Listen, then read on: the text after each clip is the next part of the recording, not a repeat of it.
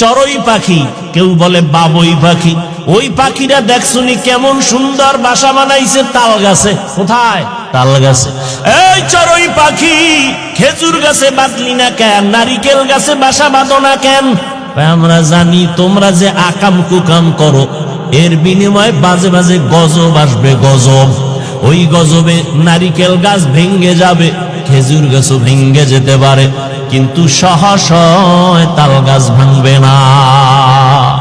আমরা গবেষণা করে ওই জায়গায় বাসা বানায় রাখছি, যেমন তেমন তুফানে আমগো মারতে পারবে না। দুনিয়ার মানুষের মেধায় কথায় ভুল, অথচ আল্লাহ পাক কেমন ইঞ্জিনিয়ার মৌমাছিকে বানাইছেন।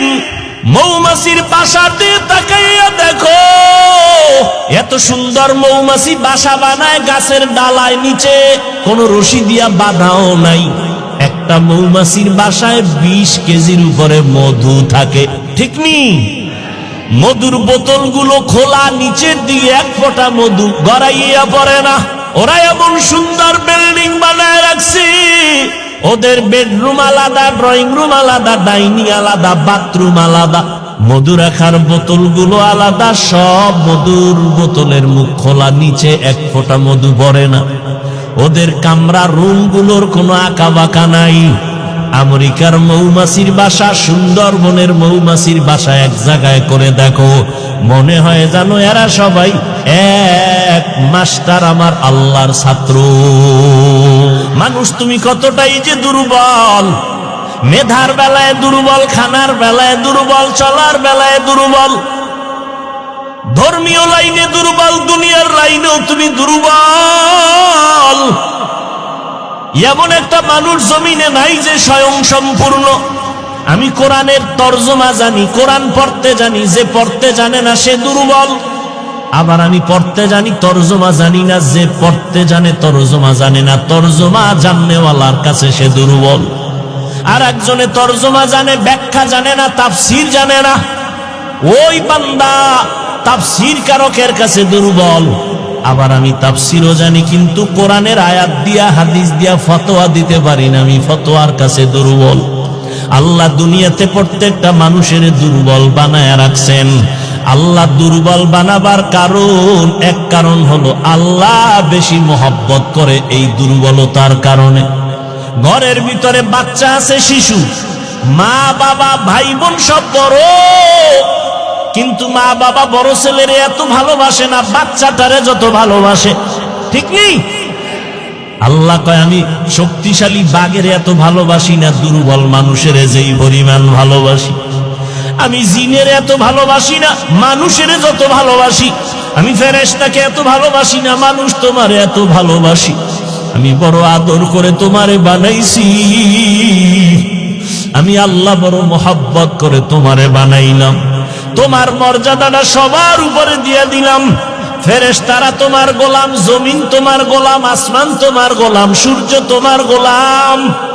ও বান্দা, এগুলো সব তোমার গোলাম বানায় দিলাম। এই বেটা, মাস্তানি করো, টাকা পয়সা, গাড়ি বাড়ি, বাতাস, সূর্য সব তোর গোলাম বানায় দিছি। এমনি তুই গাঞ্জা খাবি, মদ পান করবি, এই জন্য এগুলো দেওয়ার পেছনে কারণ নাই। আল্লাহ বলেন এই কারণটা যদি উদ্ঘাটন না করো, তাহলে আমি করায় গন্ডায় গলায় পাড়া দিয়া সব নেয়ামতের হিসাব নিব। সুম্মা লাতুসআলুন্না ইয়াউমাইযিন আনিন নাঈম। ও বান্দা, তুই এত সম্মানের জায়গায় আসছো, ফেরেশতারা এত সম্মানের জায়গায় নাই। তুই দুর্বল মানুষটা এত সম্মানের জায়গায়।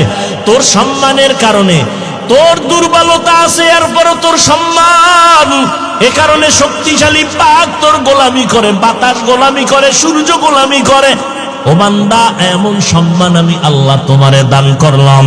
ওয়ালাকাদ কাররামনা বানি আদম ওয়া হামালনাহুম ফিল বাররি ওয়াল বাহরি ওয়া রাযাকনাহুম মিনাত তাইয়্যিবাত ওয়া ফাদ্দালনাহুম আলা কাসীরিম মিম্মান খালাকনা তাফদীলা। বনি আদম বড় দামি। আল্লাহ স্থলে পানিতে সম্মান মানুষের বাড়ায় দিছেন, জমিনে চলার মতো রাস্তা করে দিছেন আমার আল্লাহ। পানির মধ্যে চলার মতো ব্যবস্থা করে দিছেন আমার আল্লাহ। আল্লাহ জমিনের কুকুরেরও খানা দেয়, জমিন থেকে একটা পিপিলিকারও খানা দেয়, মানুষেরও দেয়। তবে মানুষের খানার মতো পিওর খানা আল্লাহ কাউকে দেন না। কাদের কুদরত দারি বার কামাল আন্তা রব্বি আন্তা হাসবি জুল জালাল। ও বান্দা তুমি দুর্বল, এখন দুনিয়াতে তোমারে পাঠাইছি পরীক্ষা নিব, আমলের পরীক্ষা নিব। কিসের? আল্লাযী খালাকাল মাউতা ওয়াল হায়াতা লিয়াবলুয়াকুম আইয়ুকুম আহসানু আমালা ওয়া হুয়াল আজিজুল গফুর।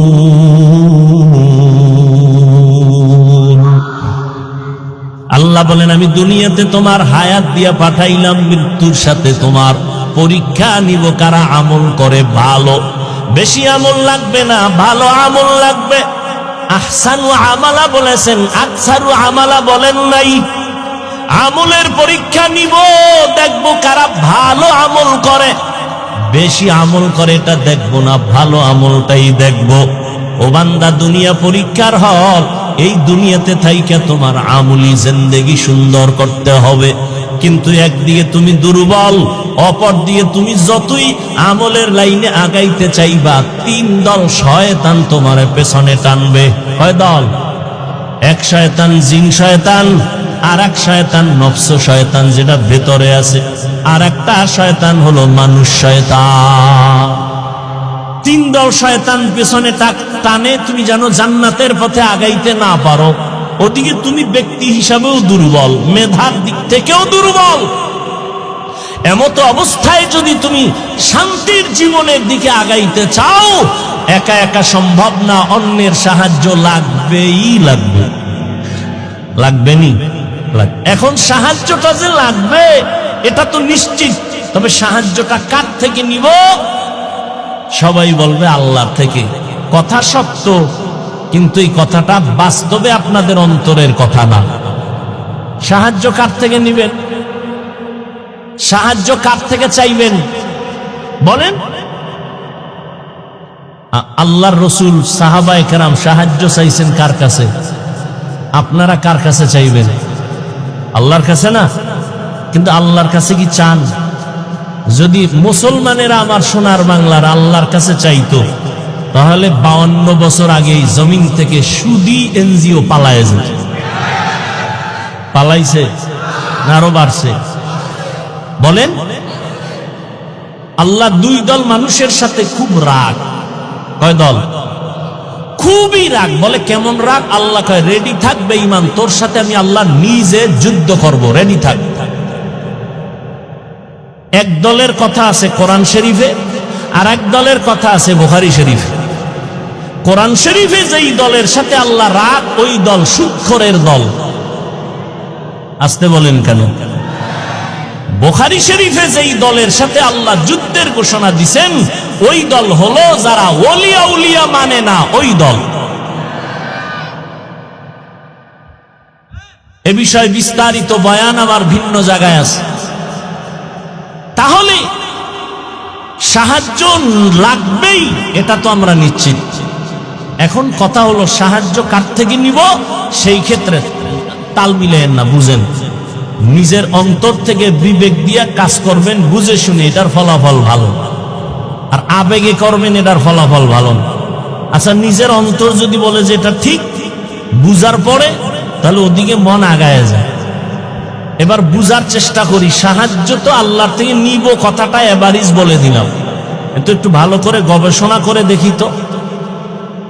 তিনটা দুর্বলতা যাদের মধ্যে নাই, তাদের থেকে সাহায্য চাইতে দেরি, পাইতে দেরি না। কয়টা দুর্বলতা নাই? এক নাম্বার, যার পেছনে টান নাই। নাম্বার 2, যার অভাব নাই। নাম্বার 3, যার স্বার্থ নাই। এই 3 গুণে গুণান্বিত ব্যক্তিদের কাছে চাইলেই দেরি নেই, পেয়ে যাবে। এবার দেখেন তো পৃথিবীতে 3 গুণ ছাড়া কে আছে? পিছনে টান নাই এমন কোন মানুষ আছে? আমারে সামনে আগাই স্ত্রী বলে টাকা দাও, সন্তান বলে দাও, মা বাবায় বলে দাও, তাহলে আমি যত আগাইতে চাই পেছনে টান আছে না নেই? বলেন। নাম্বার 2, অভাব নাই। একজন মানুষ দেখান তো পৃথিবীতে কার অভাব নাই? বরং যে যত টাকার মালিক তার অভাব তত বেশি। গরিবের অভাব 100 টাকায় সমাধান, কোটিপতির লক্ষ টাকায় সমাধান হয় না। কথা ঠিক নেই? বড় লোকের বাড়ি আছে 5 তলা রংপুর, এরপর মন ভরে না, বাড়ি আরো লাগবে। গরিব একটা খেরের করে থাইকাও কোনো পেরেশানি নাই। দুনিয়াতে অভাব ছাড়া কোনো মানুষ নাই। 3 নম্বরে দেখো, এই জমিনে একজন মানুষ আছে কিনা যার স্বার্থ নাই? এই রংপুরের মানুষেরা বলো, কার স্বার্থ নাই? কার নাই? পিসাব গো নাই না? পীর সাহেব যারা, এগো কোনো স্বার্থ নাই। কথা বলেন না কেন? মানে এরা আরো বেশি স্বার্থওয়ালা। মুরিদেরটা খাইয়া স্বর্ণের বাড়ি বানায়, ঠিক নেই? আমি 2 জন মানুষ পাইছি স্বার্থ নাই। কয়জন? দেখেন তো আপনার যুক্তিতে অ্যান্সার দেয় কি? 2টা লোক পাইছি স্বার্থ। একজন আমার আম্মাজান, একজন আমার, বলে না ঠিক? কিন্তু সোনার বাংলায় যা দেখলাম, এই 2 জনও স্বার্থপর। কেমনে স্বার্থপর এটা বুঝার জন্য ইন্ডিয়া যাওয়া লাগবে না, সোনার বাংলা কমপ্লিট আমাকে দেখাই দিছে। মা বাবা থানায় গিয়া মামলা করে সন্তানের বিরুদ্ধে, কি স্বার্থ? মা বাবা সন্তানের রাতের ঘুমে জবাই করে, প্রমাণ নাই? আবার সন্তান মা বাবাকে জবাই করে। একজন বাবা কত বড় বেঈমান, নিজের আপন মেয়েকে হোটেলের মধ্যে ঢুকাইয়া বলে, আজকে তুই আমার মেয়ে না, তুই আমার স্ত্রীর মতো। আরো জোরে বলো। আমি কি মিথ্যা বলছি? তোমরা ফেসবুকের গোলামেরা দেখো না এগুলো? করোনায় দেখো নাই? বাবায় করোনায় আক্রান্ত হয়ে গেল, ছেলেরা, শিক্ষিত ছেলে, অন্যের টাকা দিয়ে এরপরে লাশটারে রাস্তায় ফালায় দিয়ে, রাস্তায় ফালায় দিস, দরজা জানালা লক করে দিছে। বাবার লাশটা কুত্তায় খাইলো না, জানাজা হইল, জানালা খুলে দেখেও নাই। ভালো করে ইতিহাস বলিস না রে মুমিন। এই করোনার সময় তাকাইয়া দেখছো শত শত করোনার লাশ। আমার দেশের প্রশাসন, পুলিশ, আর আমার দেশের টুপিওয়ালা মাওলানা, এরা কাঁধে নিয়া গোসল করাইয়া, কাফন পরাইয়া করোনার লাশগুলো দাফন করেছে, জানাজা পড়েছেন। ইতিহাস ভুলে যাইও না, শত শত করোনার লাশ কবরে রাখলো, একজন হুজুরেও করোনায় মরে না। বানায় বলছি, বলতে এখন কানে ধরে উঠবো আর বসবো। বানায় বলেছি, পৃথিবীতে নিঃস্বার্থ একজন মানুষ পাওয়া যাবে, ওলামায়ে আহলে হক। এদের কোনো স্বার্থ নেই। এই মেয়ে, আমি যে তোমারে পাও ধরে বুঝাইতেছি, তোমার টাকায় আমি চলি, তুমি আমার টাকায় চলো, তা তোমার পাও ধরে বুঝাই কেন? কুত্তাও এরকম দৌড়ায় না, আমরা যেরকম দৌড়াই। তোমারে 12টা মাস পাগলের মতো হয়ে গেছে। আলেমরা দৌড়ায়, পীর সাহেবরা দৌড়ায়, তাবলিগলারা মেহনত করে, জুমার দিন খতিবরা দৌড়ায়। বেতন কত মসজিদের ইমামের? সর্বোচ্চ 10,000, 15,000, গ্রামে 5-7,000। 6 মাস বাকি, ঠিক নি? আপনি সরকারি চাকরি করেন, বেতন কত কয়? 22,000। টেবিলের তলে কত কয়? 42। খাইয়াও চান্দি গরম, লাল পতাকা লয়ে রাস্তায় খাড়ায় কয় কি ও? কয় মানব বন্ধন করি। বিষয় সরকারের গদিতে আগুন জ্বালাবো কেন? কয় স্কেল বাড়াইলে দিবে, নাইলে আগুন। সরকারেরটা খাইয়াও সরকারের বিরোধিতা করে না? ইমামের বেতন 5,000, 6 মাস বাকি। কোনদিন ইমাম সাহেব জুমার মিম্বরে বৈশা বলে নাই, বেতনটা 1 তারিখ দাও, স্কেল বাড়াও, না হয় আসর থেকে সূরাগুলো উল্টা পড়ো? বলছে কোন ইমাম? অথচ আপনার ঘরে সন্তান কম, হুজুরের ঘরে সন্তান বেশি। কারণ আপনি সন্তান কমানোর ট্যাবলেট খেয়েছেন। আমরা আলেমরা ট্যাবলেট খাই না, নবী নিষেধ করেছেন ওই ঘরের মাইয়া বিয়া করবি যেই বংশে সন্তান বেশি হয়। আপনার ঘরে সন্তান কম, আপনি তো স্লোগান লাগায় রাখছেন ছেলে হোক মেয়ে হোক দুটোর বেশি না, একটা হলে ভালো হয়, না হইলে আরো ভালো। আর আমরা আল্লাহর নবীর হাদিস শুনে ওই ঘরের মেয়ে বিয়া করার চেষ্টা করি যেই বংশে সন্তান বেশি হবে। কারণ আমার মায়ার নবী গর্ব করে বলেছেন কিয়ামতে আমার উম্মত বেশি হবে, আমি গর্বের সাথে জান্নাতে যাব। আচ্ছা, আপনারা যেই সন্তান কমানোর ট্যাবলেট খাইলেন, জ্ঞানীরা বলেন তো বাংলাদেশের সংখ্যা কি পরিমাণ কমছে, এখন বাড়ছে? সত্য কথা বলতে বলছি না? কি জনসংখ্যা কম না বেশি?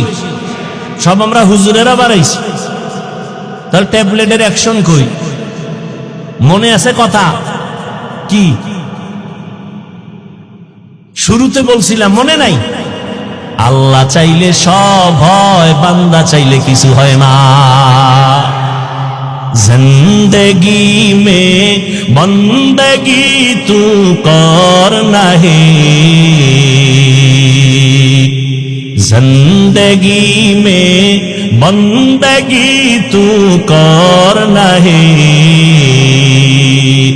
जिंदगी बे बंदगी शर्मिंदा है, जिंदगी बे बंदगी शर्मिंदा है।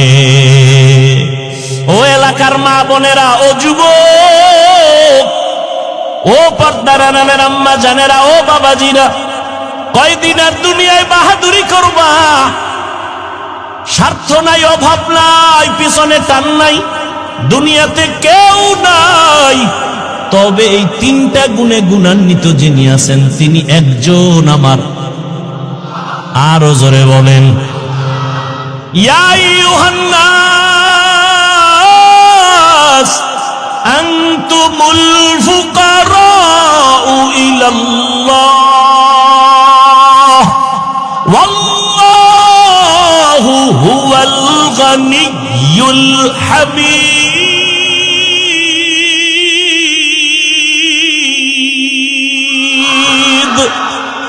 गर तवक्कुल मी कुनी हर सुबह शाम, मेरा सानाद रिज़्क़े तू अज़ला मकाम। ও আল্লাহর বান্দারা, পায়ে ধরে ধরে বুঝাই রে যুবক, পাগল হইয়া যাই নাই।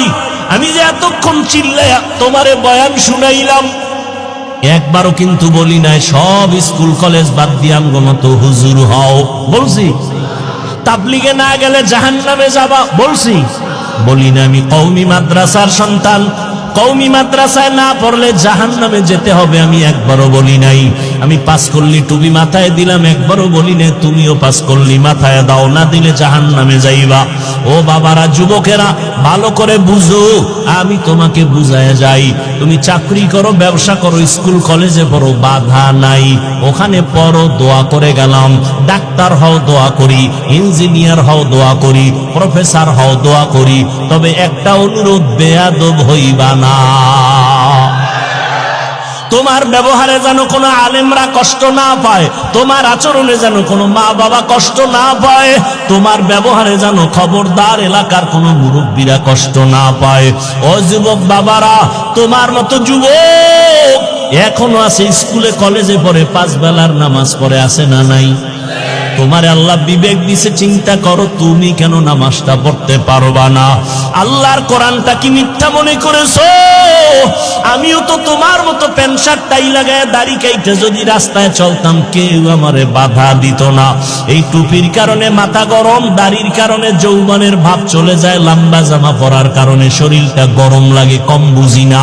এরপরও কেন নামাজ ছাড়ি না, বেপরদায় চলি না? একমাত্র কারণ আমার আল্লাহর কোরআন সত্য, কোনো মিথ্যা নাই। আছে ১৫০০ বছর পর্যন্ত কত অপচেষ্টা বেঈমানেরা করলো একটা ভুল বের করার জন্য, কেউ পারে নাই, বরং বহু বিধর্মী ভুল বের করতে গিয়ে নিজে মুসলমান হয়ে গেছে। ওই আল্লাহর কোরআন সত্য। বলো যুবকেরা, ওই কোরআনে জান্নাতের বয়ান আসেনি? জাহান্নামের বয়ান আসেনি? মিথ্যা সত্য। কে জান্নাতে যাবে কে জাহান্নামে যাবে তাও আল্লাহ বলেছেন। ইন্নাল আবরারা লাফি নাঈম ওয়া ইন্নাল ফুজ্জারা লাফি জাহিম। নেক আমলওয়ালারা জান্নাতের পথিক, যারা গুনাহ করবে অন্যায় করবে তারা জাহান্নামের পথিক। জান্নাতটা কেমন আরামের ঘর আল্লাহ তাও কোরআনে বলেছেন, জান্নাতিন তাজরি মিন তাহতিহাল আনহার। জাহান্নামটা কেমন ভয়ঙ্কর গুনাহগারের জন্য আল্লাহ তাও বয়ান করেছেন। ওয়াইলুল লিকুল্লি হুমাযাতিল লুমাযা আল্লাযী জামাআ মালান ওয়া আদ্দাদা ইয়াহসাবু আন্না মালাহু আখলাদা কাল্লা লা ইউনবাযান্না ফিল হুতামা ওয়া মা আদরাকা মাল হুতামা নারুল্লাহিল মুকাদা আল কারিআতু মাল কারিআ ওয়া মা আদরাকা মাল কারিআ ইয়াউমা ইয়াকুনুন নাসু কাল ফারাশিল মাবসুস। এই সূরাগুলো জাহান্নামের বয়ান। আলহাকুমুত তাকাসুরু হাত্তা যুরতুমুল মাকাবির। এই সূরাগুলোর বাংলা তরজমা পড়ে দেখি, ওরে বাবা, কোরআন মোবাইলে ডাউনলোড করো, বাংলা কোরআন তরজমা পড়ো, জাহান্নামের আয়াতের বর্ণনাগুলো আছে। ওই জাহান্নাম কত ভয়ঙ্কর। মায়ার নবী আম্মা জান আয়েশা বলেন, আমি দেখি আমার ঘরে নবী বয়া বয়া কান্না করেন। আম্মা জান আয়েশা বলেন, নবী আপনি আমার ঘরে বসে কাঁদেন কেন? আমি আয়েশা বেয়াদবি করলাম নাকি? নবী বলেন, না আয়েশা বেয়াদবি করো নাই। তাহলে কেন কাঁদেন? নবী বলেন, আয়েশা হাসরের ময়দানে ভয়ঙ্কর অবস্থার কথা আমার মনে পড়েছে, এই জন্য কান্না করি। আমার উম্মতের কি উপায় হবে? হাসরের ময়দানটা তো ভয়ঙ্কর হবে। আম্মা জান আয়েশা বলেন, ইয়া রাসূলুল্লাহ কেমন ভয়ঙ্কর? নবী বলেন, এই জমিনটা হবে কিয়ামতের মাঠ। এই জমিন আল্লাহ পাক আদালত কায়েম করবেন। সূর্যটা মাথার উপরে চলে আসবে, সূর্যের গরমে জমিনটা তামা হয়ে যাবে। ও রংপুরের মুসলমানেরা, সূর্যের গরমে আর সহ্য করতে পারো না রে মুমিন। ওই সূর্যটা বিজ্ঞানীরা বলে 9,30,00,000 মাইল উপরে সূর্য। দিনে ছিল, রাতে নাই, তারপরও গরম লাগে। এসির বাতাসটাও ঠান্ডা বের হয় না, ঘরে ঘরে এসিটা দুর্বল হয়ে যাইতেছে। এই সূর্যটা মাথার উপরে আসলে কি উপায় হবে জানো না রে মুমিন? আমার নবীর কোনো গুনাহ নাই, সেই নবী পর্যন্ত কান্না করেন। সূর্যের গরম, অপরদিকে জাহান্নামের আওয়াজ। নবীদের কোনো গুনাহ নাই, তারা ভয়ে কান্না শুরু করবেন। মুসা নবী কাঁদবেন, ঈসা নবী কাঁদবেন, ইব্রাহিম নবী কাঁদবেন। এভাবে কান্না করে বেকারার হয়ে যাবেন তারা। উম্মতেরা সুপারিশের জন্য দৌড়াবে, বলবে আমরা পারবো না, চলে যাও। আম্মা জান আয়েশা বলেন, উম্মতেরা সর্বশেষ কি করবে? নবী বলেন, সব শেষে আমাকে তালাশ করা শুরু করবে। ওই হাসরের ময়দানে নবী আপনাকে কোথায় পাবে? নবী বলেন, আমি থাকবো আমার মাওলার কুদরতের সামনে মাকামে মাহমুদে সিজদায় কান্নার অবস্থায়। আমি কান্না করে বলবো, আল্লাহ আমার একটা উম্মত জাহান্নামে যেন না যায়। আল্লাহ বলবে, নবী আপনার উম্মতগুলো আপনি বেছে বেছে জান্নাতের দরওয়াজার দিকে নিয়ে যান। আমি আমার উম্মতগুলোকে বেছে বেছে বের করব। আম্মা জান আয়েশা বলেন, ইয়া রাসূলুল্লাহ, হাজারো হাজারো লাখো কোটি মানুষের ভিতরে মুসা নবীর উম্মত, ঈসা নবীর উম্মত, ইব্রাহিম নবীর উম্মত, আপনার উম্মত বাছাই করবেন কিভাবে? নবী বলেন, যারা 5 বেলার নামাজ ওযু বানাইয়া করবে, হাসরের ময়দানে ওযুর অংশগুলো নূরের আলোতে ঝলমল করতে থাকবে। আমি নবী দেখে দেখে তাদের বাছাই করে জান্নাতের পথে নিয়ে যাব। কাউসারের পানি হাউজের থেকে পান করাবো। ও যুবক আল্লাহর গোলাম, মনটারে বুঝাও, হেদায়েতের মালিক আমার আল্লাহ। যারা মূল ডিউটি করবে, আল্লাহর হুকুম মানবে, তারা তো তাদের নির্দিষ্ট জান্নাত পেয়েই যাবে। যারা ওভার ডিউটি করবে, ফরজের পরে নফল, বেঈমানের নামের জান্নাতগুলো ওই ওভার ডিউটি করানেওয়ালা মুমিনকে বোনাস দেওয়া হবে। আতিনা ফি দারে দুনিয়া না হাসান, আতিনা ফি দারে উকবানা হাসান, ইয়া গিয়াসাল মুস্তাগীসিন ইহদিনা লফতিখারা বিল উলুমে वल गिना हर गोरी देने को तू तैयार है, जो न मांगे उससे तू बेजार है। জান্নাত আল্লাহ মুমিনকে দিবেন, কোন বেঈমানকে দিবেন না। যদিও সব বেঈমানের নামে জান্নাতে আলাদা আলাদা ঘর, কিন্তু কোন বেঈমান ঈমান না থাকলে জান্নাত পাবে না। ওই জান্নাতগুলো ওই সমস্ত মুমিনকে দিবেন যারা শুধু মূল ইবাদত করে না, ওভার ডিউটি করে, নফল পড়ে। পাঁচ বেলার নামাজ দৈনিক মুমিনের জন্য মূল ডিউটি। ইশরাক, আওয়াবিন, চাষ, তাহাজ্জুদের নামাজ হলো ওভার ডিউটি। রমজানুল মুবারকে রোজা রাখা মুমিনের মূল ডিউটি, ফরজ। বৃহস্পতিবার, সোমবার দিন আরাফার রোজা রাখা, মুহররমের রোজা রাখা, এটা ওভার ডিউটি, নফল। ধনীদের জন্য জীবনে একবার বাইতুল্লাহ জিয়ারত করা, হজ করা, এটা মূল ডিউটি, ফরজ। ফাঁকে ফাঁকে উমরা করবে, এটা ওভার ডিউটি, নফল। ধনী মানুষ বছরে বছরে একবার যাকাত দিবে, এটা মূল ডিউটি, ফরজ। মাঝে মাঝে গরিব, এতিম, অসহায়, মাদ্রাসা, মসজিদ, মানুষের কল্যাণে রাস্তাঘাট, কালভার্ট মেরামতের পেছনে টাকা ব্যয় করবে, এটা ওভার ডিউটি, নফল। যারা ফরজ আমলের পরে নফলটাও চালাবে, আল্লাহ বেঈমানের বানানো নামে নামে জান্নাত ওভার ডিউটি করনেওয়ালা মুমিনদের বোনাস দিয়ে দিবেন। চালাক বাঙালি কয়, কি বাঙালি? চালাক। শুধু চালাক না, অতি চালাক। চালাক ভালো, অতি চালাক ভালো না। অতি চালাকের আর এক নাম বেয়াদব। বলেন, অতি চালাকের আর এক নাম বেয়াদব। অতি চালাক যারা, তারা কি বলে জানেন? কয় আমার ছোট একটা রুম হলেই তো হয়ে যায়, যে ছোট জান্নাত পাবে 10 দুনিয়ার সমান, তাহলে আবার বোনাসের দরকার কি? আছে না নাই? আছে না নাই? অতি চালাক। রমাজান চলে গেল, এই প্যান্ডেলে বহু আশেকে রসুল আছেন, রমাজান পেয়েও রোজা রাখে নাই। এমন কোন আশেক এখানে নাই? কেন রাখে নাই? ওই অতি চালাকে বলেছিল, আমার ঘরে কি ভাতের অভাব, আমি রোজা রাখবো কেন? আমরা কি ভাতের অভাবে রোজা রেখেছিলাম? আমরা আল্লাহ পাওয়ার জন্য রোজা রেখেছি। রোজাটা কি শুধু মুসলমানরাই রাখে? পৃথিবীতে যত ধর্ম আছে মানুষের বানানো, সব ধর্মের মানুষের মধ্যে রোজা আছে, নাম আলাদা, সিস্টেম আলাদা। ভিন্ন ধর্মের মানুষ রোজা রাখে কি নামে? কয় না খাওয়ার সাধনা করো। কোন কোন ধর্মে এমন আইন আছে, না খাইয়া থেকে সাধনা করে করে যদি মরে, বিনা হিসাবে স্বর্গে যাবে, জান্নাতে যাবে। তাহলে না খাইয়া থাকার সাধনা সব ধর্মে আছে। আমাদের ধর্মে না খাওয়ার সাধনা না, বরং না খাওয়ার মধ্য দিয়ে আল্লাহ পাওয়ার সাধনা। এরকম আশেকে রসুল ছিল, রোজা রাখে নাই। আর একদল কপাল পরা ছিল, রোজা রাখছে ঠিকই, তারাবি পড়ে নাই। এমন আশেক নাই? আবার কিছু আশেক ছিল, তারাবি পড়েছে ঠিক, পুরা তারাবি পড়ে নাই। আছে না নাই? আল্লাহ হেদায়াত দান করুন। ওভার ডিউটি যারা করবে, তারা বেঈমানের বানানো জান্নাতটাও পেয়ে যাবে। রহমতের নবী বলেন, জান্নাতীরা জান্নাত পাওয়ার পর অন্তরে কোনো আফসোস থাকবে না, একটা মাত্র আফসোস থাকবে, আমি আরো একটু যদি আমল বাড়ায় করতাম, আমি আরো ভিআইপি জান্নাতটা পেয়ে যাইতাম। ভিআইপি জান্নাত, ভিআইপির কোনো সীমানা আসেনি, কোনো সীমানা নেই।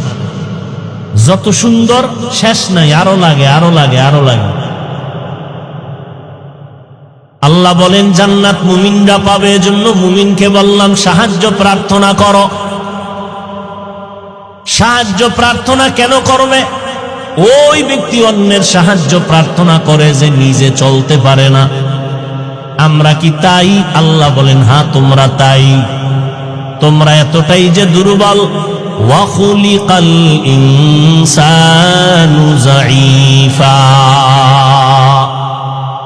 আমি আল্লাহ ইনসান জাতিকে দুর্বল করে বানাইলাম। মানুষ তুমি সৃষ্টিগতভাবে দুর্বল, খানার বেলায় দুর্বল, ঘুমের বেলায় দুর্বল, মেধার বেলায় দুর্বল। মানুষের মতো দুর্বল করে কোনো প্রাণী আল্লাহ আর বানান নাই। মানুষ এতটাই দুর্বল, একটা পিপিলিকার কাছেও আমরা দুর্বল, একটা মশার কাছেও দুর্বল। আল্লাহ পাক বলেন, বান্দা তোমাকে আমি দুর্বল করে বানাইলাম। একা একা তুমি সম্পূর্ণ জীবন যাপন তুমি করতে পারবা না। চলতে গেলে সহযোগিতা লাগবে, খানা খাইতে গেলে তোমার সাহায্য লাগবে অন্যের সাহায্য ছাড়া, সহযোগিতা ছাড়া তুমি একা একা চলতে পারবা না। কারণ আমি আল্লাহ তোমাকে সৃষ্টির থেকেই দুর্বল করে সৃষ্টি করেছি। তুমি শারীরিকভাবেও দুর্বল, তুমি মেধার দিক থেকেও দুর্বল, খানার বেলায় দুর্বল। একটা চিড়িয়াখানায় বাঘের খাদ্য তালিকায় লেখা আছে দৈনিক একটা বাঘের খাদ্য হলো 17 কেজি গোশত। রংপুরের কোন মানুষ 3 বেলায় 17 কেজি খেতে পারবে না? পারলেও ধাক্কা ধাক্কি তো আর কম করে না। একটা বাঘের খানা 17 কেজি গোশত। বড় বড় সমুদ্রের ভেতরে বড় বড় নীলতিমি আছে, একটা নীলতিমির প্রতিদিনের খাদ্য তালিকা 1000 কেজি চিংড়ি মাছ। এরকম নীলতিমি একটা, কথা বলেন না কেন? অনেক। কে খাওয়ায়? আল্লাহ পাক বলেন, এই রকম নদী সমুদ্রে হাজারো কোটি ধরনের প্রাণীর খানা দেই আমি আল্লাহ। পৃথিবীতে একটা পাহাড় আছে কোহে কাপ, ওই পাহাড়ের ভেতর একটা প্রাণী বসবাস করত, নাম সিমর্গ। ওই একটা প্রাণীর জন্য প্রতিদিনের খাদ্য তালিকা ছিল 40টা মোটা তাজা হাতি। কে খাওয়ায়? সকালবেলা একটা পাখি ডানা মেলে উঠতে শুরু করে, সারাটা দিন খোলা আকাশে উড়ার পর সন্ধ্যাবেলা নিজের পেট ভরে বাচ্চার খানা নিয়ে বাসায় হাজির। কে খাওয়ায়? ওয়াতারযুকু মান তাশাউ বিগাইরি হিসাব।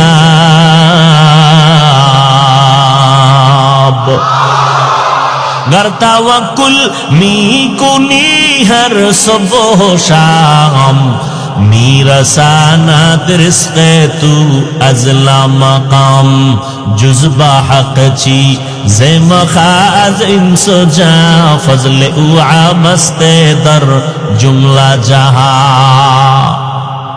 মানুষের মতো দুর্বল কিছু কোন প্রাণী আল্লাহ বানান নাই।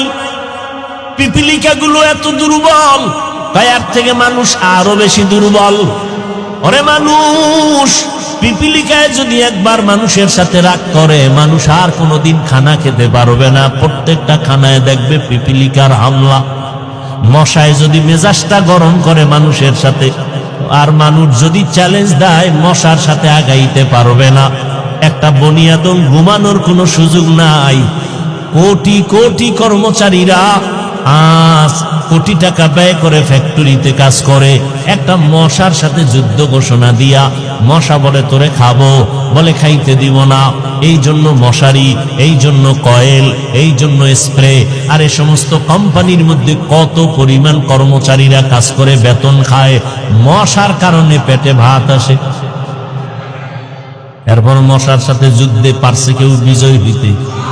পার্লামেন্টে ঢুকলে এমপি সাহেবের কার্ড আলাদা দিতে হয়, মশার কোনো কার্ড লাগেনি।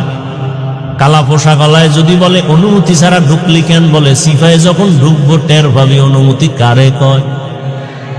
ঠিক নি? মানুষ তুমি এতটাই দুর্বল, একটা মশার সাথেও তুমি পেরে উঠবা না। তুমি এসি মশারি লাগাইছো, এসি মশারি এত ঠান্ডা হিমেল, মশারির ভেতরে তুমি এখন ঘুমাইয়া গেলা, বাতি বন্ধ করে দিলা, কোনো মশা নাই। হঠাৎ তন্দ্রাচ্ছন্ন অবস্থায় মশা একটা কানের সামনে ঘুরে আর গান গায়, নাকের সামনে ঘুরে আর গান গায়। বাতিটা জ্বালায়, মেজাজটা গরম হয়ে গেল। এসি মশারি কিনলাম, এরপরও ঢুকলো কেমনে? মশারির ছোট্ট ছিদ্র দিয়া মশা ঢুকছে, আর ওই মশারির ছিদ্রর তুলনায় তোমার কানের ছিদ্র কত বড়। মশা কানের সামনে বারবার দৌড়ায়, ভেতরে ঢুকে না। ঠিক নেই কেন? তোর আব্বায় পাহারা দেয় না? তোমার বাবায় পাহারা দেয়? हकीकत से तू दुनिया बेखबर है, दुनिया की नुमाइश पर नजर है। नमी गोयम के अज दुनिया जुदा बाश, बहर कारे के बाशी बा खुदा बाश। এরে আল্লাহর বান্দা, ভালো করে বুঝো, একটা মশারির ছোট্ট ছিদ্র দিয়া মশা ঢুকলো, কানের ছিদ্র দিয়া ঢুকে না কেন? আমার মালিক ফেরেশতা লাগায় আমার বান্দাকে পাহারা দাও। আমার বান্দা সারাটা দিন ব্যবসা চাকরিতে সময় কষ্ট করে আছে, এখন আরামে ঘুমাবে। একটা মশা যদি নাক দিয়া ঢুকে, কান দিয়া ঢুকে, তোমার জীবনটা জায়গায় শেষ হয়ে যাবে। আমার মাওলারে চিনলা না? ওই আমার আল্লাহ তোমাকে আমাকে কত দয়া করে বানাইছেন। ও বান্দা, তুমি এতটাই দুর্বল। একটা ছাগলের বাচ্চা যখন দুনিয়াতে প্রসব করে, ওই বাচ্চাটা 4 পায়ে নিচে নাই না, দুনিয়াতে এসে 4 পায়ে দাঁড়ায় যায়। মায়ের দুধটা কোথায় কেউ দেখায় দেয় না, নিজে নিজে মায়ের ওলানটা খুঁজা খুঁজা মুখ লাগায়। দেখে মায়ের ওলানটা শক্ত, দুধ আসে না। ভিন্ন কোন ডাক্তারের কাছেও যায় না, নিজে মাথার অগ্রভাগ দিয়ে জোরে আঘাত করে ওলানটা নরম হয়ে যায়। আর তুমি আমি কতটাই যে দুর্বল। যেদিন তুমি আমি মায়ের গর্ভ থেকে দুনিয়াতে আসতেছিলাম, আম্মা জানের কণ্ঠটা এত ছোট, বাহিরের কেউ শুনে না আম্মা জানের কণ্ঠ কেমন। কিন্তু যেদিন দুনিয়াতে আমি আসব, মায়ের প্রসব বেদনা শুরু হয়ে গেল। আম্মা জানের এমন অচেতন আর কান্নার আওয়াজ, মায়ের কণ্ঠের আওয়াজে আশেপাশের বাড়ির মানুষেরা সজাগ হয়ে গেছে, ঘুমাইতে পারে না। আম্মা জানের সহযোগিতার জন্য দাদি নানি পাশে বসা, ভিন্ন মহিলারাও সহযোগিতার জন্য বসে আছে। একটা ছাগলের বাচ্চা দুনিয়াতে আসার জন্য কোনো সহযোগিতা কারো লাগলো না। আর তুমি আমি মানুষ এতটাই দুর্বল, আমার দুনিয়াতে আসার ক্ষেত্রে কতটা সাহায্য মায়ের পাশে লাগলো, দাদি নানির। আম্মা জান এতটাই ভেঙ্গে পড়লেন, কান্না কান্না কান্না, মনে হয় যেন এখন মরে যাবেন। আম্মা জান বেকারার হইয়া বলে, ও মা শাশুড়ি, তোমরা আমার থেকে একটু দূরে যাও, আমার স্বামীকে আমার কাছে একান্তে দাও। আব্বা জানের পাইয়া আম্মা জান আব্বা জানের হাতটা ধরে গোপনে কাঁদে আর কয়, স্বামী, তোমার ঘরে আইসা মনের মতো খেদমত করতে পারি নাই। আমার মনে হয় মরণ এসে গেছে, 7টা আসমান আমার মাথায় চেপে বসলো বোঝা। প্রসব বেদনা সইতে পারি না, দয়া করে আমাকে মাফ করে দাও, দাবি রাখবা না। আব্বা যেন কান্না করে, বিবি ধৈর্য ধারণ করো, ধৈর্য হারাইবা না। আব্বা জান নামাজের মুসাল্লায় গিয়া কান্না শুরু করলেন, ও দয়ার মালিক, আমার সন্তানের তুমি সুস্থ করে পৃথিবীতে পাঠাও, আমার স্ত্রীটাকেও তুমি সুস্থ রাখো। ও বান্দা, নজর করে দেখ, একটা ছাগলের বাচ্চা প্রসবকালে কতটা স্বয়ং সম্পূর্ণ, আর তুমি আমি কতটাই যে দুর্বল। দুনিয়াতে আসার ক্ষেত্রে আম্মা জান এতটাই পাগল, আম্মা জান এতটাই ভয় ভীত হয়ে কান্না শুরু করলেন। যখন আমি দুনিয়াতে এসেই পড়লাম, দাদি নানি আমাকে ধরিয়া পরিচ্ছন্ন করলো। আম্মা জান বেহুশ হয়ে জমিনে পড়ে গেলেন। আমার দাদি নানি আমাকে পরিচ্ছন্ন করে আমার কান্নানের কাছে আমাকে দিয়া কয়, দেখ ফুটন্ত গোলাপের চেহারাটা দেখ। আম্মা জান একটা নজর দেওয়া মাত্র আসমান বরাবর কষ্টটা জাগায় মা ভুলিয়া গেল। ওই মার মুখে হাসি ফুটে গেল। আল্লাহ পাক রব্বুল আলামিন এইবার দেখো বান্দা তোমাকে কত দুর্বল করে বানাইছেন। আম্মা জানকে সবাই বলে বাচ্চাটা কান্না করে দুধ দাও। আমাকে যখন মা দুধ দেয় আমার মুখে দুধ যায় না, মায়ের বুকেও দুধ নাই। আব্বা জান দৌড়ায় গেলেন, ডাক্তার তাড়াতাড়ি ঔষধ দাও, আমার বাচ্চা দুগ্ধ পায় না। ডাক্তার ঔষধ দিল, বাচ্চা যেন ঠিক মতো দুগ্ধ পান করার রাস্তা পায়।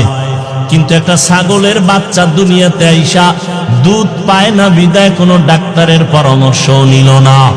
আল্লাহ বলে বান্দা নজর করে দেখ, এতটা দুর্বল করে আমি তোরে বানাইছি।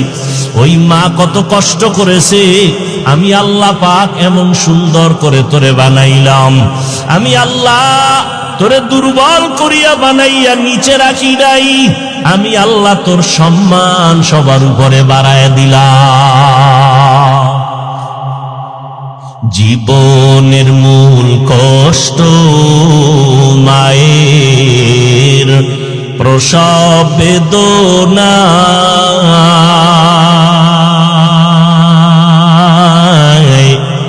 সাত আসমান সাত জমিন তখন মায়েরই মাথায়। জীবনের মূল কষ্ট মায়ের প্রসব বেদনা, সাত আসমান সাত জমিন তখন মায়েরই মাথায়। আমার সুন্দর মুখ দেখে মায়ের, আমার সুন্দর মুখ দেখে মায়ের ব্যথা যায় দে হাসাইয়া। ও আমার প্রাণের মা, মা গো মা, কোথায় গেলে মোরে ছাড়িয়া?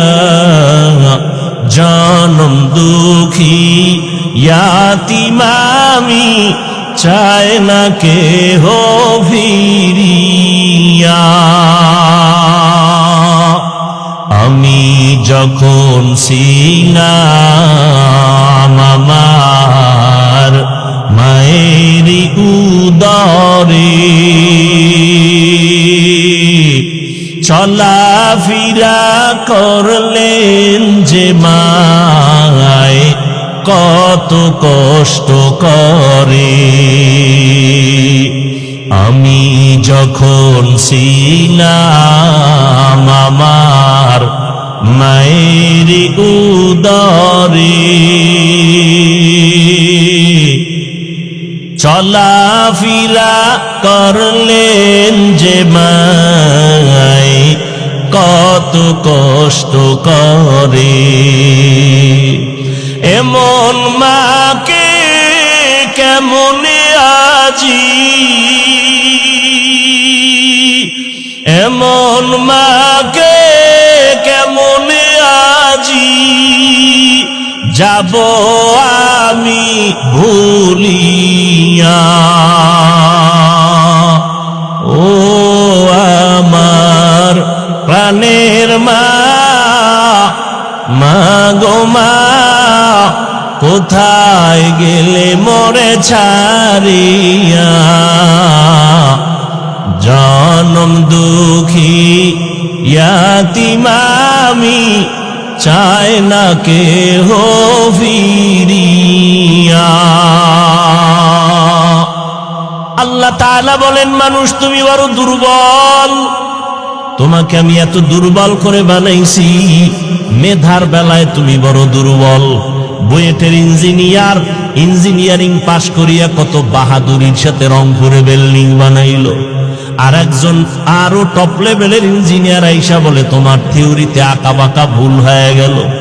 দুনিয়ার মানুষের মেধায় ভুল, আগের বৈজ্ঞানিকরা থিওরি দিয়া গেল, বর্তমান বিজ্ঞানীরা বলে তাদের থিওরি ভুল। কত বছর আগে আবহাওয়া অফিসওয়ালারা বলেছিল মে মাসে কিয়ামত কায়েম হয়ে যাবে, রেডি হয়ে যাও। মনে আসেনি মুরব্বীরা? কিয়ামত হইছিল, ওদিন থেকে তারা কানে দইরা তওবা করে, আর বলে না হবে, এখন বলে হতে পারে। দুনিয়ার মানুষের মেধায় কথায় ভুল। আমি বয়ানের শুরুতেও বলেছিলাম, কপাল যদি পুড়িয়া যায়, নবীজির বয়ান ও আবু জাহালের কালেমা নসিব হয় না। আর কপাল যদি খুলিয়া যায়, নবীরে জবাই করতে আসিয়াও কালেমা ভরে নেয়। কপাল যদি পুড়িয়া যায়, কিছু করার নাই, মনেরে বুঝাইও, তোমার মতো যুবক হইয়া র্যাব, আর্মি, পুলিশ, বিডিআরের চাকরি করে নামাজ ছাড়ে না, তুমি কেন পারো না? তোমার কপাল পুড়ে গেছে। তোমার মতো যুবক রাস্তায় গাড়ি চালায়, নামাজ ছাড়ে না। তোমার মতো যুবক ময়দানে কাজ করে, নদীতে মাছ ধরে, নামাজ ছাড়ে না, তুমি কেন পারবা না? তোমার কপাল বুঝি পুড়িয়া গেল। ও মা বোনেরা, আপনাদের মতো কত মা এখনো আছে নামাজ ছাড়ে না, স্বামীর মাল হেফাজত করে, সন্তানগুলো আদর্শওয়ালা বানানোর চেষ্টা করে, আপনারা কেন পারবেন না? ও বৃদ্ধ বাবাজিরা, আপনার মতো কত বুড়ারা মসজিদে গিয়া 5 বেলার নামাজ পড়ে, আপনারা কেন পারবেন না? আল্লাহর কোরআন কি মিথ্যা মনে করেছেন না? আল্লাহর আযাব সহ্য করতে পারবেন? আরে শয়তানের ধোঁকায় পড়ে আছেন, এখনো সময় আছে, তওবা করে নেন। মনে মনে আল্লাহকে ডাকেন আর বলেন, আল্লাহ, শয়তানের ধোঁকায় তো গুনাহ কম করলাম না, নামাজ তো কম ছাড়লাম না, অন্যের হক তো নষ্ট কম করলাম না, জবান দিয়ে গুনাহ করে জবানটারে নাপাক করলাম, হাত নাপাক, চোখ নাপাক, আয় আল্লাহ, আজকে থেকে তওবার নিয়ত করলাম, আর কোনদিন নামাজ ছাড়বো না, বেপরদায় চলবো না, মা বাবারে কষ্ট দিব না, ওলামায়ে আহলে হকের পরামর্শ নিয়ে নবীজির সুন্নাত অনুযায়ী চলবো। নিয়ত যদি কারো খাঁটি হয়ে থাকে তওবা করার মতো, আল্লাহ যদি কবুল করেন, আপনার অন্তর যদি পরিচ্ছন্ন তওবার নিয়ত থাকে, খাঁটি তওবার নিয়ত যাদের আছে, দুটো হাত আল্লাহকে দেখাইয়া দেন, আয় আল্লাহ, হাতগুলো কবুল করে নেন, তওবা কবুল করে নেন, তওবার উপরে মজবুত হইয়া চলার মতো তৌফিক দান করেন, আমিন। আলহামদুলিল্লাহি রাব্বিল আলামিন, ওয়াসসালাতু ওয়াসসালামু আলা সাইয়্যিদিল আমবিয়াই ওয়াল মুরসালিন ওয়া আলা আলিহি ওয়া আসহাবিহি আজমাইন। ইয়া আরহামার রাহিমিন, ইয়া আরহামার রাহিমিন, ইয়া আরহামার রাহিমিন। রব্বিরহামহুমা কামা রব্বায়ানি সগীরা। আল্লাহুম্মা ইন্নাকা আফুউন কারীম তুহিব্বুল আফওয়া ফা'ফু আন্না। আল্লাহুম্মা ইন্না নাসআলুকা রিযাকা ওয়াল জান্নাহ ওয়া নাউযু বিকা মিন সাখাতিকা ওয়ান নার। আল্লাহুম্মা ইন্না নাসআলুকা রিযাকা ওয়াল জান্নাহ। আল্লাহুম্মা ইন্না নাউযু বিকা মিনাল বারাসি ওয়াল জুনুনি ওয়াল জুযামি।